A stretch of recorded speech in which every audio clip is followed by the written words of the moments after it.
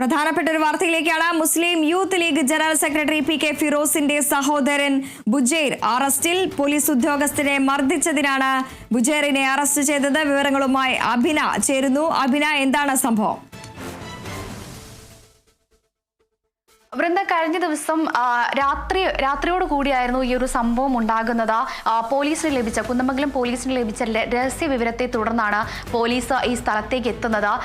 ഈ ഒരു പ്രധാനമായിട്ടും കുന്നമംഗലം കേന്ദ്രീകരിച്ച് കുന്നമംഗലം ചൂലാവയൽ ഒരു ബസ് സ്റ്റോപ്പ് ഉണ്ട്. ഈ ബസ് സ്റ്റോപ്പിന് സമീപത്ത് വെച്ചിട്ടാണ് ബുജൈറും ബുജൈറിന്റെ സുഹൃത്തുക്കളും ചേർന്ന് ഇത്തരത്തിലൊരു കച്ചവടം നടത്തുന്നുണ്ട്, ഇത്തരത്തിൽ കഞ്ചാവ് വിൽപ്പന നടത്തുന്നുണ്ട് എന്നുള്ളൊരു വിവരം പോലീസിന് ലഭിക്കുന്നത്.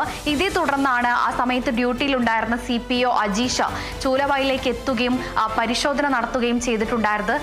ആദ്യം ബുജൈറിന്റെ മറ്റൊരു സുഹൃത്തിന്റെ പക്കൽ നിന്നും ഇത്തരത്തിൽ രാസലഹരികൾ കണ്ടെത്തുകയും ചെയ്തിട്ടുണ്ടായിരുന്നു.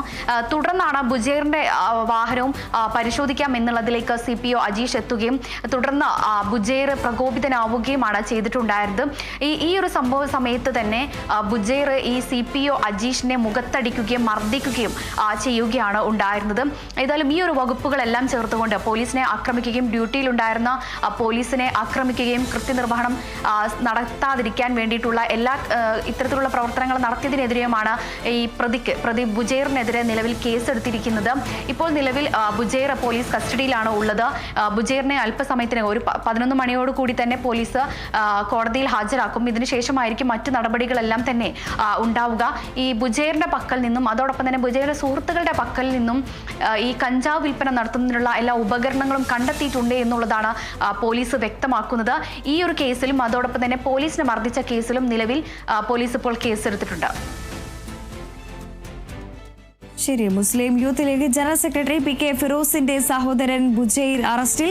പോലീസ് ഉദ്യോഗസ്ഥനെ മർദ്ദിച്ചതിനാണ് ബുജൈറിനെതിരെ കേസെടുത്തിരിക്കുന്നത്. ബുജൈറിന്റെ അറസ്റ്റ് രേഖപ്പെടുത്തി. വിവരങ്ങൾ പങ്കുവയ്ക്കുകയായിരുന്നു അഭിന.